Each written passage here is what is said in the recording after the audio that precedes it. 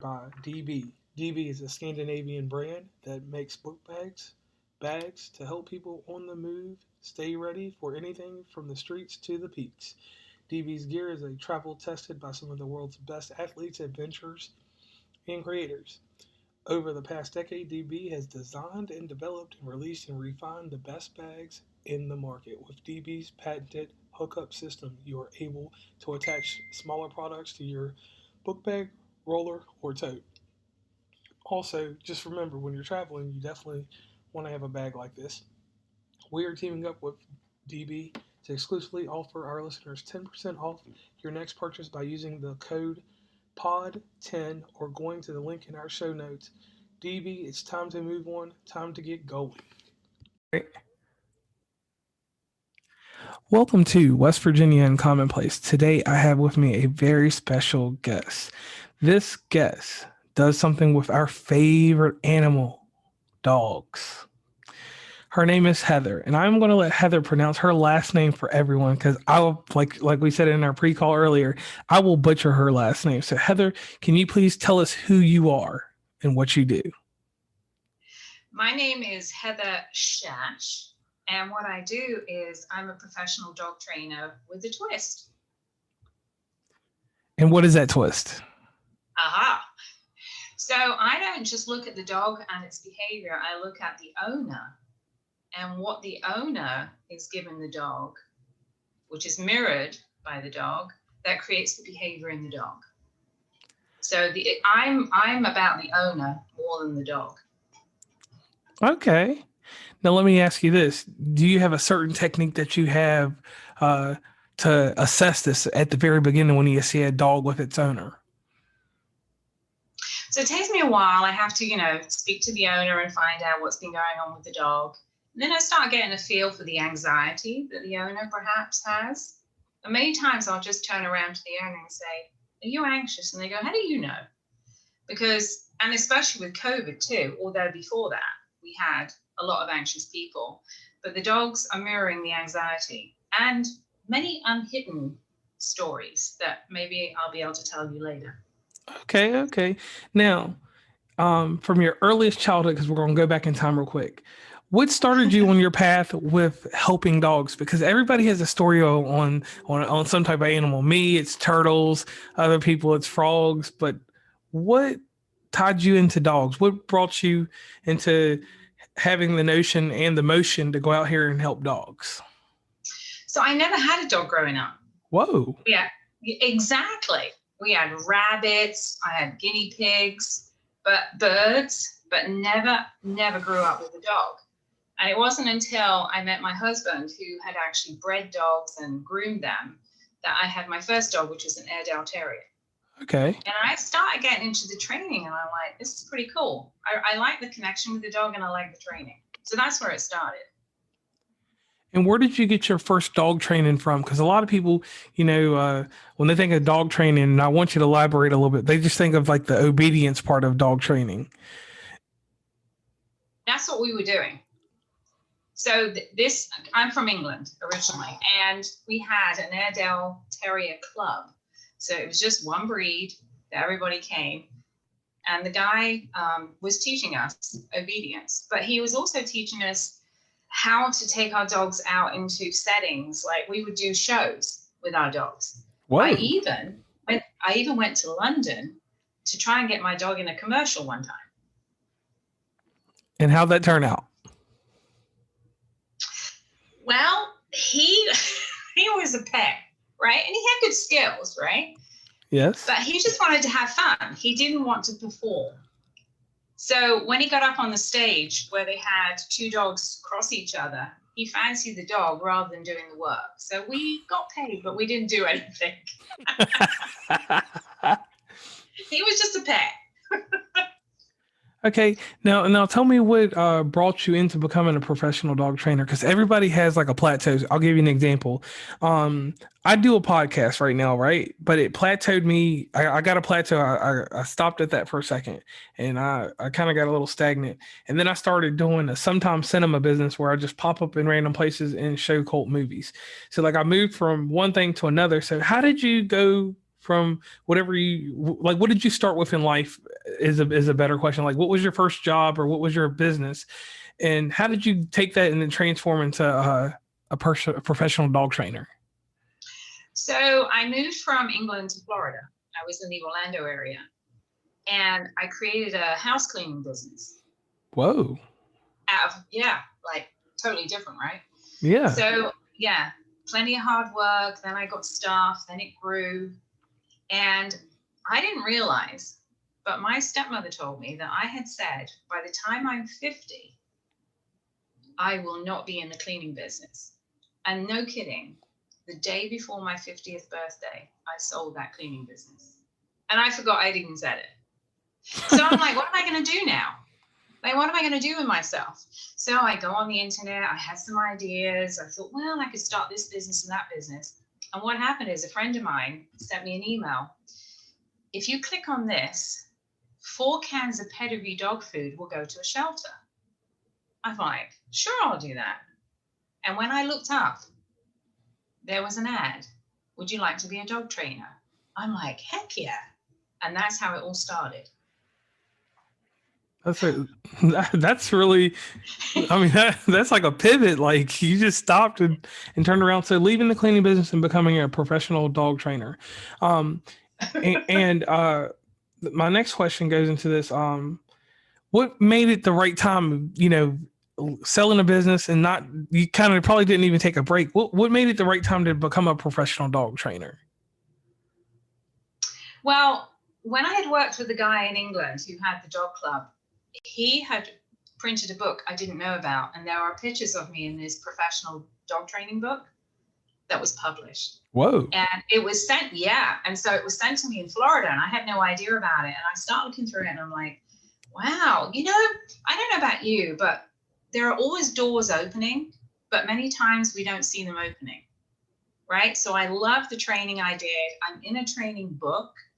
And then a couple of my clients, cleaning clients, I would work with their dogs while I was cleaning, like, go sit over there or whatever I'd say. And they go, wow, you should be doing something with dogs. So there was a knocking on the door consistently, and it just happened to be the right time. Okay, that makes sense there. And that ties in pretty good. Those pictures probably brought up some emotion and you decided to go with it. Now, you have a company, happy owner, happy dog. Mm-hmm. And before this, you gained your training at the Animal Behavior College, correct? Correct. Could you elaborate on the Animal Behavior College? Because that sounds really serious. It does sound serious, right? Yes, it does. It actually is an online course. And then you get a mentor to do some work with a mentor, right? Okay. And I mean, I learned some things in there, but really, I think it was really for me just, do you know I'd never been to college before? Never? Never in my whole life. So here I am, 50 years of age, completely transitioned to what I'm doing. And then I'm like, I'm going to go to Animal Behavior College. And I've never done college in my life, ever. And so to me, it was double. Like, I get to do something I've never done. I get to learn something and be a professional at it. And it was just awe-inspiring. Yeah. So the college itself was online with a mentor. Okay. And what type of fundamentals did you learn there? Like, what skills did you learn there that you hone now in your business? Well, I think it gave me a foundation back then. Like, there's different ways of training. There's clicker training. I'd never used a clicker in my life. I had no idea what that was, right? There's positive, there's negative training. It was more of a foundation training. And I knew a lot already through the other guy in England, but I hadn't touched on that for years. So it was a refresher at the same time. My mentor said to me, he said, you've worked with dogs before? I said, no, I haven't. He said, yeah, you have. You have a natural gift. So I think it was an affirmation that really I'm on the right path. So basically that class, that college reinforced your skills, and then it kind of helped build your confidence back up a little bit. And then you got out here. Mm-hmm. Now let's go right into this. Happy owner, happy dog. How did you come up with this name, and how did you decide to go out on your own and start a business instead of getting together with a bunch of already, professional dog trainers that were already out there, like a group of them. What made you decide to start your own business? I mean, obviously you had a cleaning business, but still, this is like an endeavor. You went to school, you're done with it. Instead of joining up with like a group of them, you didn't. What made you start Happy Owner, Happy Dog? Well, I actually had a different name. It was Think Alpha Dog to begin with. Right? So it was Think Alpha Dog. And, you had to get a license. So where I lived down in Florida, I was in the city limits. So I had to have a business license. So I remember going in, and the lady behind the desk was, signing everything, taking my money. And she goes, "Oh, you're a dog trainer? I need your help. And this is my first client." And I went, "Oh my gosh, like, this is for real? Like, I'm really going to have a client." So she kind of sparked it off. She was my first client. And we moved from Florida to South Carolina. And when I got to South Carolina, I realized that's not the right name for me anymore. That is not what I represent. I'd learned so much in those years that I wanted to change the name. And Happy Owner, Happy Dog really suits who I am as a trainer. Because if the owner's not happy, the dog certainly isn't happy. Okay, now can you build on this psychology for me real quick of the Happy Owner, Happy Dog?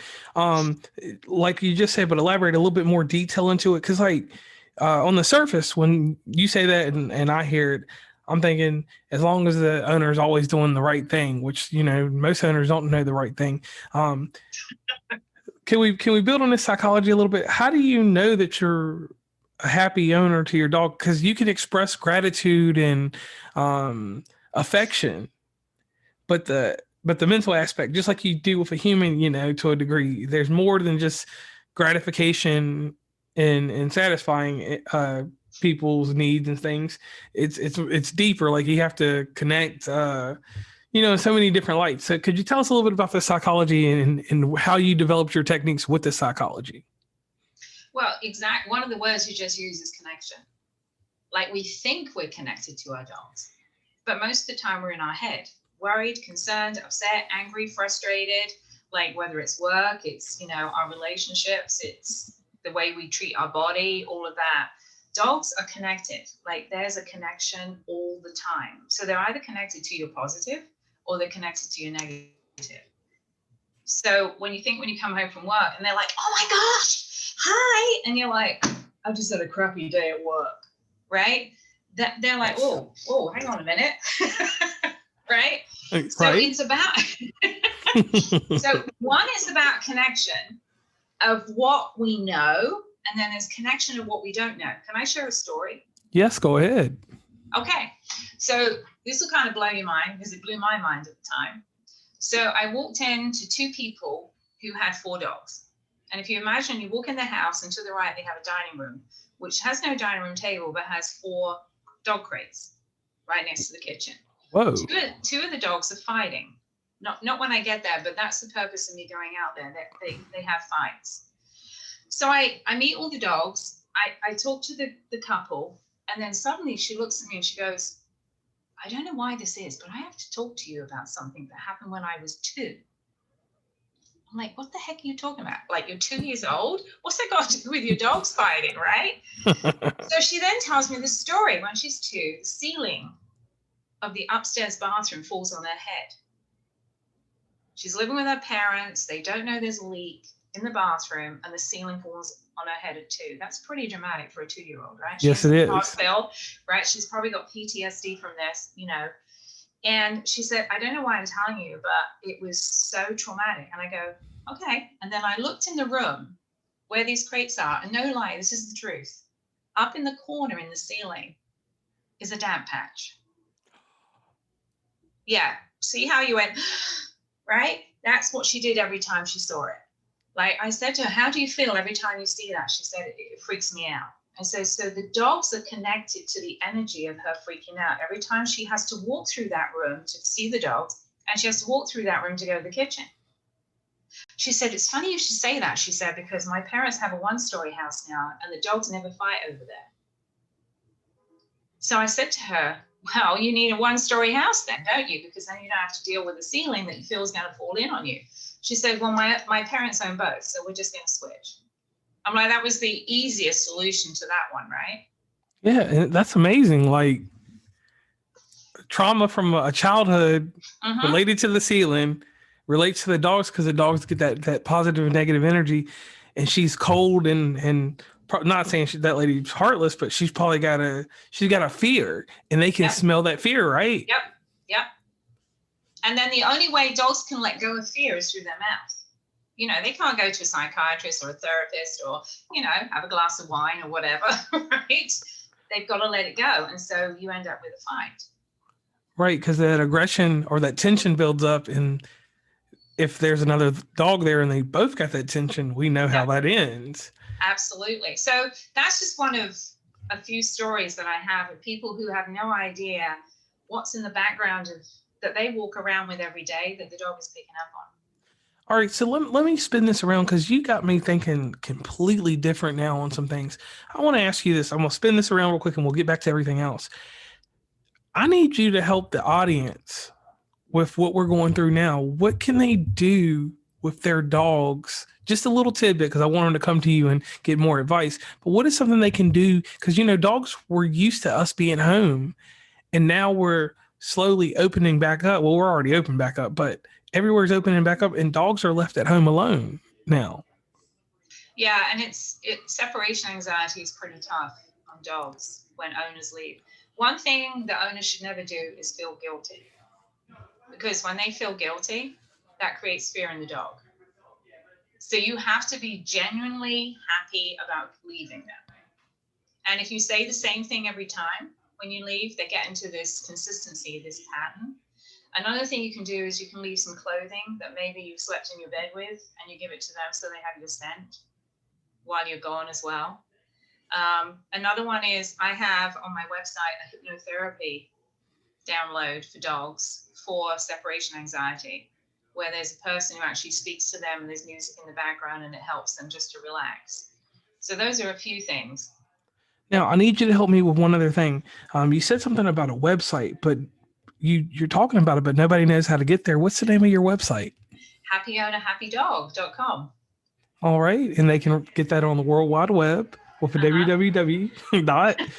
Now, over on your website, you click over and you see quite a few different things. And this website, guys, also, and ladies, is integrated for any device you can look at. Because I'm one of those people, I will test your website out on my phone, tablet, everything. Even I can't look at it on my Apple Watch, but one day I'll be able to. So on this website, you have an about page, you have testimony, you have a contact, and I skipped over all the important stuff because you have something that's very profound, and I read over it real deeply. Grounding energy. Could you explain that to the audience? So the earth is magnetic and it can actually ground our energy. Scientifically, it's been proven now that it actually relaxes us and it can reduce inflammation. Like they've taken pictures of people in their bodies, right? And then after that, grounding means nothing on your feet. It's your skin on the bottom of your feet on the earth, just as is, right? Now, dogs do it all the time, unless they live in apartment complexes, right? Where they don't have they can't be on earth. They can't just lay down and that. But it's just a great way of relaxing. Now in Europe, they've been doing this for years. They walk without anything on their feet because we were made to be that way. So it's the simplest, cheapest, right, form of relaxing us. Like just sit out in the yard with your dogs and have nothing on your feet. You don't have to walk around if you don't want to, but you can have your feet flat on the ground. And you don't notice, I mean, there's nothing to indicate what's happening. Obviously, right? It's not like a meter that you can read or something like that. But it really does make a difference. And now that I read this and I know this, I'm going to go try this because I'm thinking about it. I live in a mountainous area. I mean, we got some vegetation and stuff, but maybe I need to take my shoes off. So I want to thank you for that real fast. That's a great thing. Now, on the rest of the site, you have the balance procedure. Your dog is your healer. Hypnotherapy for your dog. Could you elaborate a little bit on all of those, please? Yeah, Your Dog is Your Healer is a book that I just created. It just came out about 2-3 weeks ago. And that actually has all the stories of my clients, like with different like separation anxiety, barking, So there's explanations of what that is in dogs, and then there's the stories of what I discovered with my dog owners and what the dog was mirroring. So that gives you more idea of what I'm about, how I address things, tips and techniques. So you have multifacets to you. You're a media mogul, basically. What inspired you to write this book? Because you're already out here. You're professing what you do to people every day. You're reinforcing it. What made you decide that it was time to write a book? I just wanted to get the word out that the relationship with our dogs is not about obedience. Like, we all think that we have to train our dogs. What is more important is how we are with our dogs.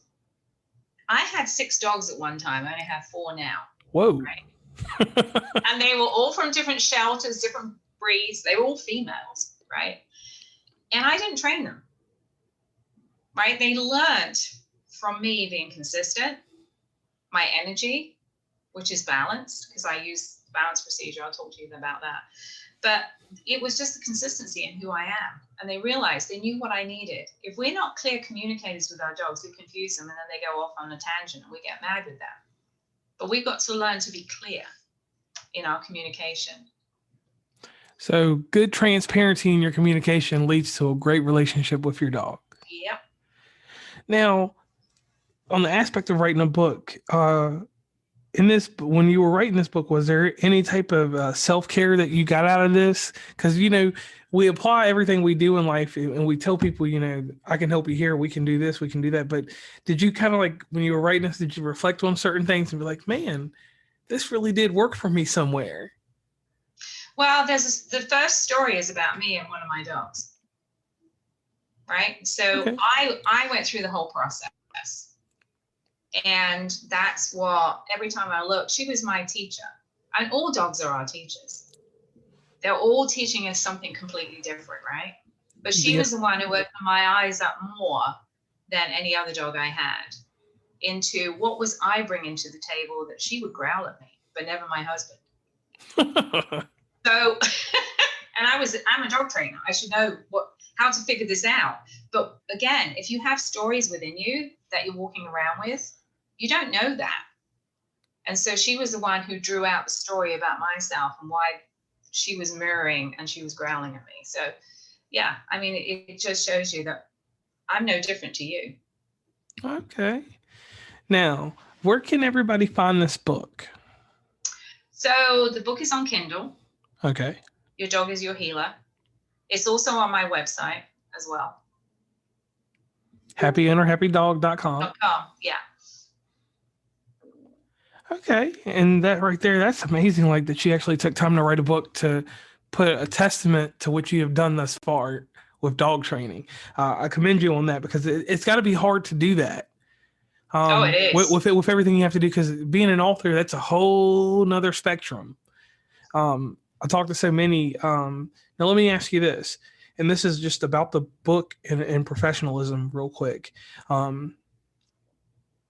What advice would you give to someone that works in a profession like you did when they decide that they want to write a book? What was the first thing, what was the first thing that came to your mind when you decided to write this book? I understand, like, one thing could be, this will help people, but like, what came to your mind? Like, was it one of these deals, like, I'm going to help people and I'm going to make something that's going to be preserved for eternity? I'd have to look back and see why I wrote it. Really, for me though, there's something that you don't know about me. Okay. Maybe. So I did life coaching. Yes. For a company, right? And life coaching, dog training, happy owner, happy dog, right? All comes together and connects the dots, right? So the dots that are connected. I want people to have the best life they could possibly have and get out of their crappy stories in their head, right? And just have a purposeful, exciting life. Right. And I also want dogs to live with owners like that, right? And nobody else seemed to be doing anything out there. And I'm like, if I don't put this out there, no, people aren't going to know about it. They may poo-poo it, I don't care. But it might make a difference for one person and one dog. So I think that's the reason why I started that. You're right. Writing a book is not easy. Not at all. Not at all. No. Now let's get into this balance procedure. Okay, so the balance procedure it was created by a lady in England. And I don't know if you know anything about energy work. There's like Reiki out there. There's different modalities, right? Yes. But you have to pay someone, right? Correct. To go and get your energy balanced or whatever it is. So this lady created the balance procedure, which actually you can use every day for yourself. So you don't have to go to anybody. And I learned about this at a dog retreat, funny enough. Right? Dog training retreat, yes, in Colorado about 3 years ago. I'm like, this is perfect. So every morning I have these cards that I balance on. And so I know my energy is where it needs to be every day. And it helps with health and well-being. It helps with your attitude. It helps with just being positive. And it's such a simple procedure. So some of my clients, take this on as well for themselves, because it's an easier way of maintaining what they want rather than going to a therapist. They don't need to go to. I mean, some people do, obviously, depending on what their trauma is. True. But this is just a simple solution to living a positive lifestyle. Okay.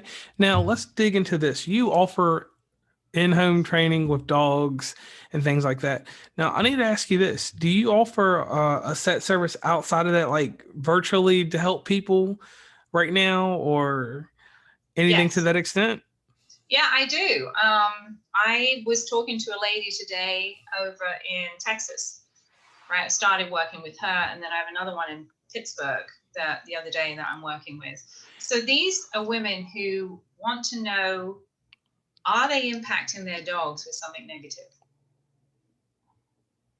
Why is their dog behaving that way? Is it something they're bringing to the relationship as an owner? And then I work with them with the balance procedure as well, virtually. Okay. Now that people can come over to your website and get in touch with you there and consult you, and then you can start this training with them? Yeah. So I do a 30-minute, what I call discovery call. So we can get on a call together for 30 minutes. You can talk to me and tell me what's going on. And then I'll, I need to get a grasp of something to see if we're a good fit together. And what I provide for you is what you're looking for. So I provide that service too. And they can reach you also. You actually have a telephone number on your webpage and you have an email address. I do. And my phone number is a Florida number. It's a 407-922-0285. And my email is happyownerhappydog@gmail.com. Okay. Now let me ask you this. Do you offer a support group also outside of this, or is that something that might be in the development? Actually, I have a Facebook community. So if you go on Facebook, it's Happy Owner, Happy Dog Community. Okay. And this is a group of people who come together. I give tips and techniques next Monday, August the 2nd. We're having a 5-day fun get together, learn something every day, Monday through Friday. Okay, so you have a strong following to help people out. Now, let me ask you this, because we touched on a few social medias. Can they find you on Instagram, Twitter, or anywhere else in the social media realm to get involved with you also? My Instagram is Happy Owner Happy Dog also, and not Twitter, just Instagram and Facebook right now. Yeah, I don't blame you on that one. I still haven't figured that one out. Okay, so just running through a little quick scenario, because I always like to do this so that we can kind of get a feel for things. So after you've done your assessment, you come back, you and the owners discuss terms and agreements, which that's none of my business. You can talk to them about that when it gets going. And you start doing these sessions if they're located where you're located in your state, or if they're away, you do these meetings via some type of video channel. So you see these animals, you see these individuals. The animal looks at you and tells you the story because you're like the dog whisperer. And I'm just using that as a scenario. So you see the dog's disdain or whatever, and you see the owner. Do you ever see an owner try to like shame the dog or kind of look away, like because the dog's telling you the story and the owner's just kind of like, a little bit out there, even though the owner sees that there's a problem? Do you ever see like a dog kind of intimidate the owner or vice versa? Oh yeah, I mean over the years, definitely, because I've been doing this for 13 years now, right? So yeah, I've definitely seen that. I've seen, I don't know, I think I've probably seen everything when it comes to dogs and owners, but I don't only just address what's going on with the owner. I address diet also, Okay. right? Because diet is huge. If you're on the wrong diet, then that can create problems with the dog. I also address, why are you serving your dog? Is it a scent dog? Is it a hunting dog? Is it a herding dog? So there's a lot more. So it's more of a package. You've got to address all the elements of what's going on in the house. Man, that's a heavy consult, basically. I mean, wow, you should have been a psychologist or something, But I have now, been called a marriage guidance counselor. oh wow, You want to hear that story? yes, go ahead. This is probably one of my first ones where I went, there's more to this than meets the eye. So this couple lived in New York, went to Florida 6 months of the year, had their own business, and they had a little miniature poodle that barked and barked and barked and barked. So I knock on the door. She opens the door with the poodle in her arms, barking. And she said, come in. I'm like, where's the husband? And he comes down the hallway, and we all sit together. She sits opposite me with poodle. He sits to my right. He says, I hate this dog. I'm like, oh, sir, thank you for being honest, right? I said, why? Why do you hate her? He said, I never thought I'd say this about a dog. She barks all the time. It drives me insane. I go, okay. So I go through my normal questions, where do you feed it? What do you feed and everything? I go, what happens at nighttime? Where does the dog sleep? Well, we go in the bedroom and we shut the door and the dog's scratching and barking. And when we're ready to go to sleep, we let the dog in. I'm like, okay, you're not telling me what you're doing in between, but I know what you're doing. Right. Right. And then when we get on the sofa together and we're watching the TV, the dog gets in the middle of us and it barks at us. And literally, this came out of my mouth, and I went, did I really say that? I looked straight at the woman with the dog. She never said anything. He did all the talking. I said, ma'am, you're using this dog to keep away from your husband. I'm like, I've never said that to anybody.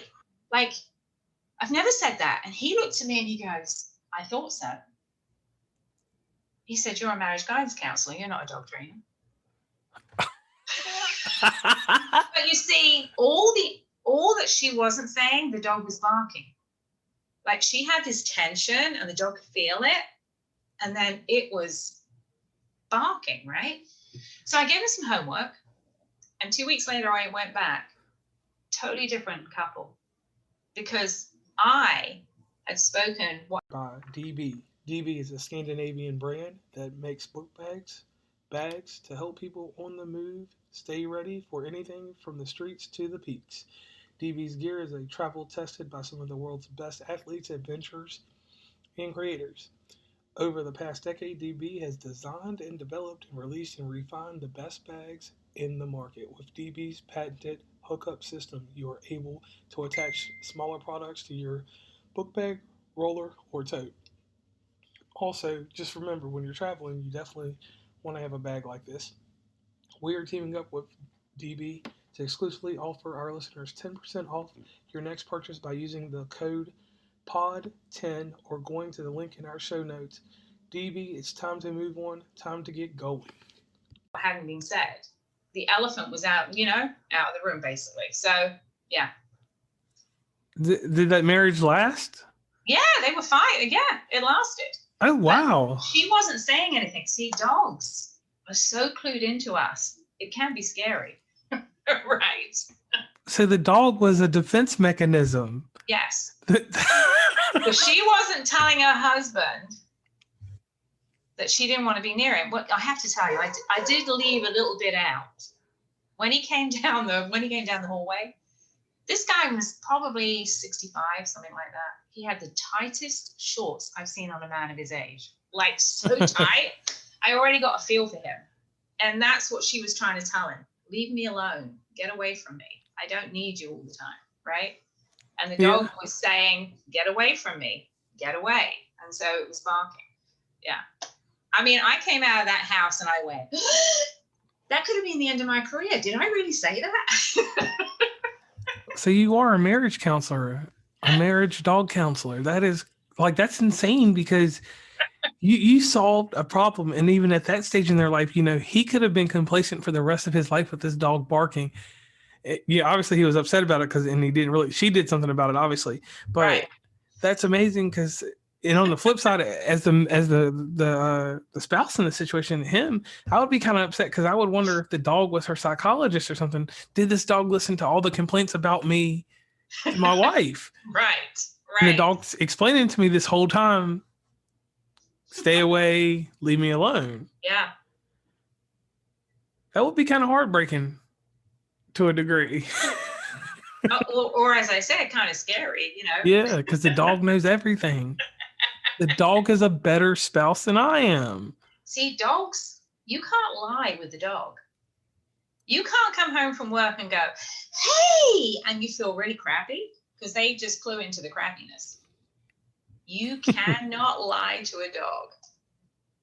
That is insane.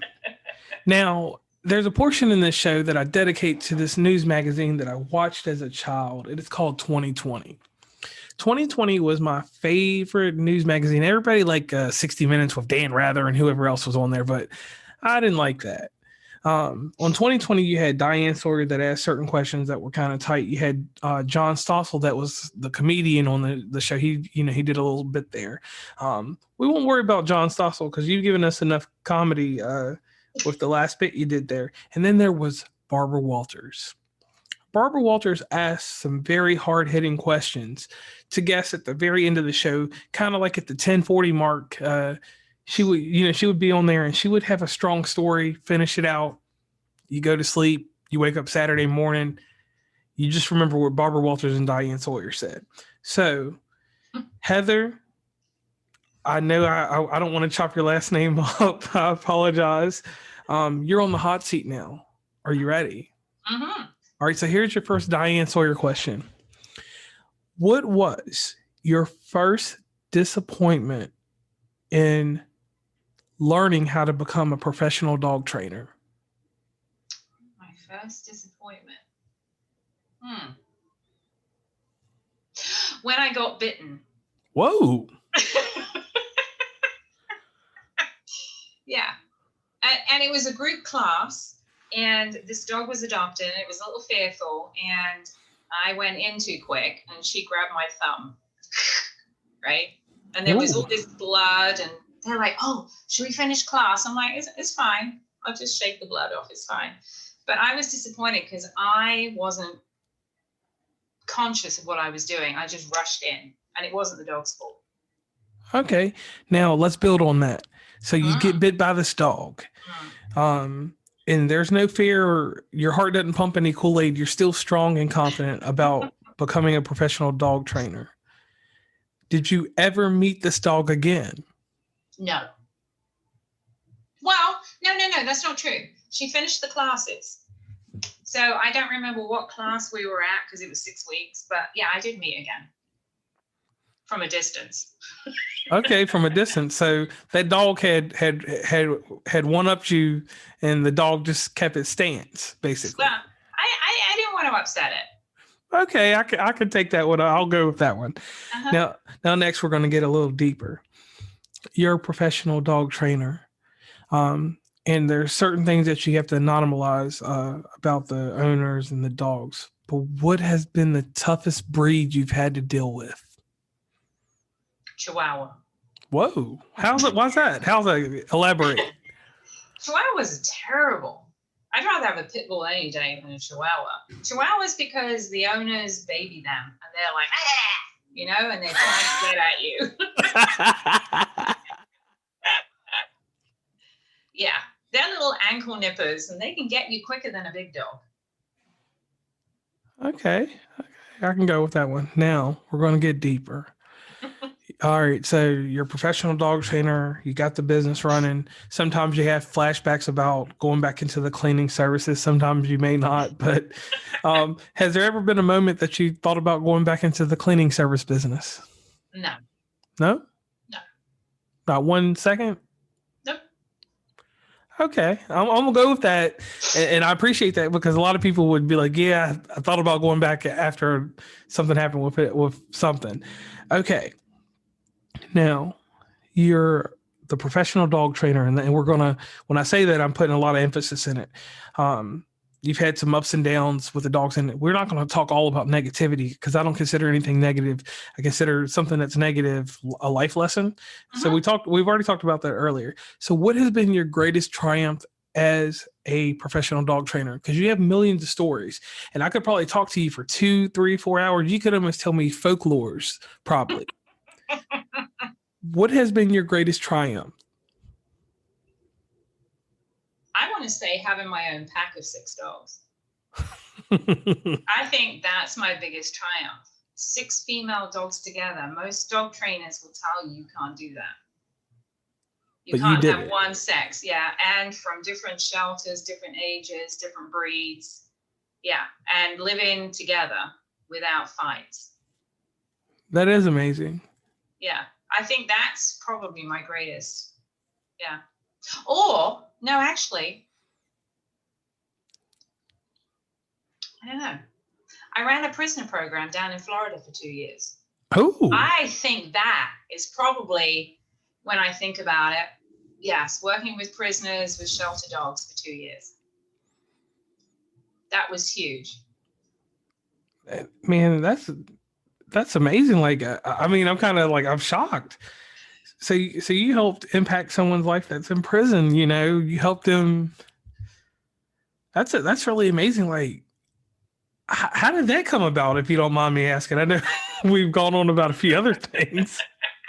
So I always volunteered as a trainer at a shelter, and the 2 shelters I volunteered at in Florida were kill shelters, unfortunately. But they were the closest ones.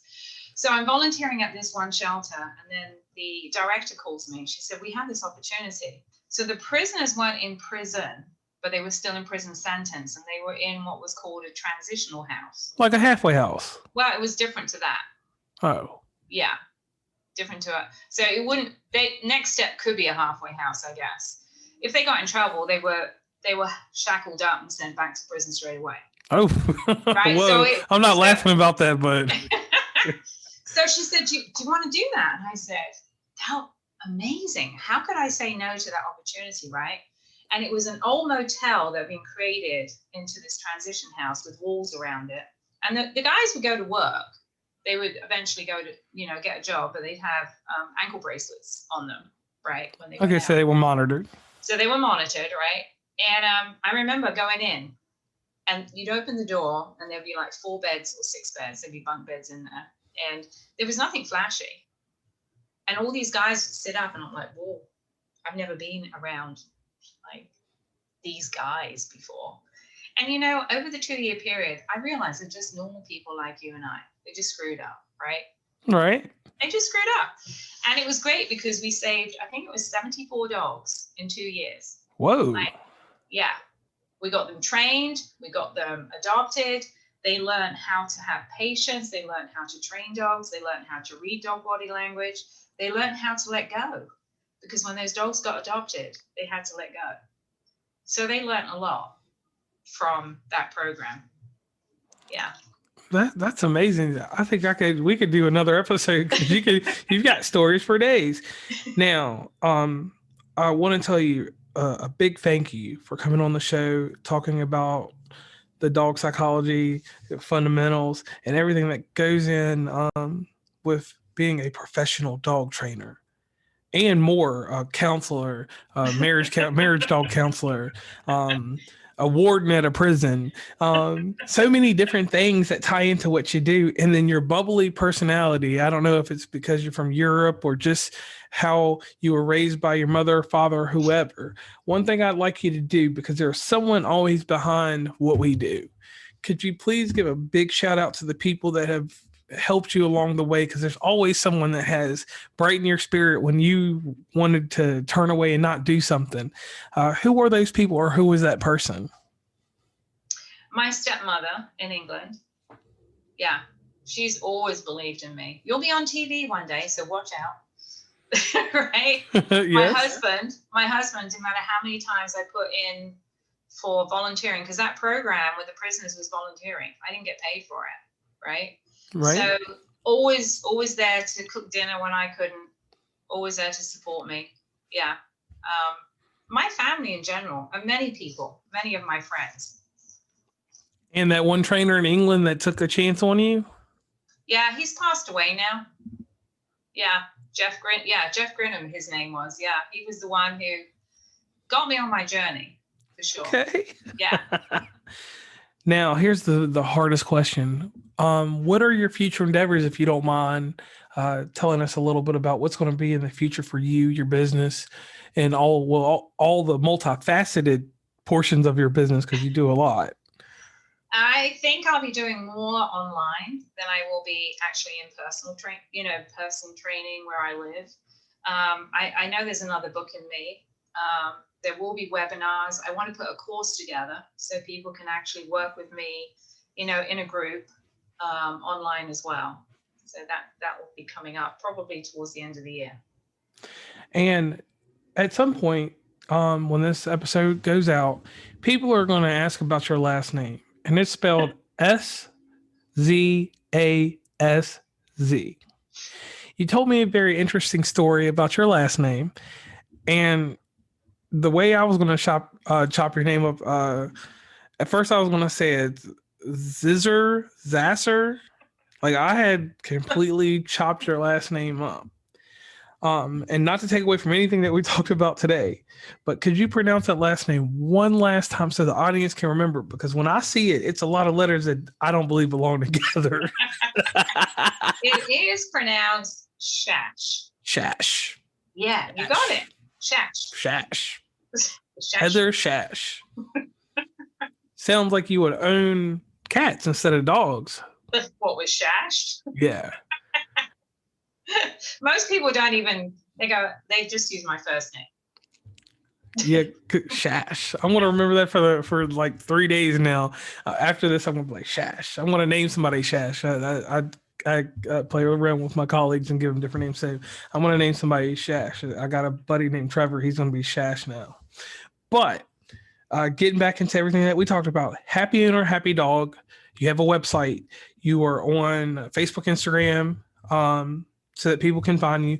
You have an email address. You have a nice telephone number that you placed in here earlier. You have a lot going for you. So the hardest question, which we hadn't got to yet, that's the Barbara Walters question. That's kind of how we usually end the show. Right. After all the bright lights and all these great things that you do, what do you do to reset? What do you do to refresh your batteries? Because we can always talk about what we do in the world, but nobody ever gives us that true mental insight on what you do to calm down after you've done all this. Because what you do, and this is a testament to you, it's a lot of mental focus. It is. And you have to be very strong-minded and have a strong will. So how do you relax? That's your Barbara Walters question, and that's how we'll finish up those questions there. How do you relax? I relax by walking my dogs, cooking. I love to cook, and gardening, and going on vacation twice a year with my husband, my daughter, and boyfriend. Oh, wow. Yeah. So you do make time to relax. And that's one thing I appreciate, because there's so many people that help people in the world and never take time for themselves. So I'm really glad to hear that. I know I have to, because I won't be as good as I need to be for those owners and their dogs. So you're a full glass, not a half glass type person. Mm-hmm. And I appreciate that. And I think the world does. So Heather, I want to thank you for coming on West Virginia and Commonplace. This has been an amazing interview. And I know that the future is going to be even brighter than what you got going on now, because you've already brightened the world. How many people go help prisoners That's like that there. How many people are marriage counselors and don't know it? You understand the psychology. Yeah. I said the psychic. You understand the psychology of the human and the dog or animal in general. You understand that psychology. You know how to pick apart and put back together these things. That's an amazing talent, but that's an ability. So I want you, when you look in the mirror tonight after you brush your teeth or whatever you do to prepare for sleep, just think about that. You got an ability, not a top talent or anything like that. An actual ability to go beyond what people consider the norm, and that's one thing that makes you fantastic and an amazing human being. So I want to thank you so much once again for sharing that with the world, because we don't, everybody has something, but your twist is not a twist. It's an ability. And you can stop saying twist from now on. You can just say that you have this ability to reach through animals and humans and bring them back together in a good, complacent manner. Thank you for allowing me to share. All right. So once again, this is West Virginia and Commonplace. Heather, where can they reach you at again? www.happyownerhappydog.com. All right. And once again, remember, audience, you will find out all this information in the amazing show notes that will be provided by Heather and one line by me. And from that point on, you get in contact with Heather and you get the relationship with you and your dog back on track. It's no reason to have a bad relationship as long as you contact Heather and get things going. Once again, West Virginia Commonplace signing off. Goodbye.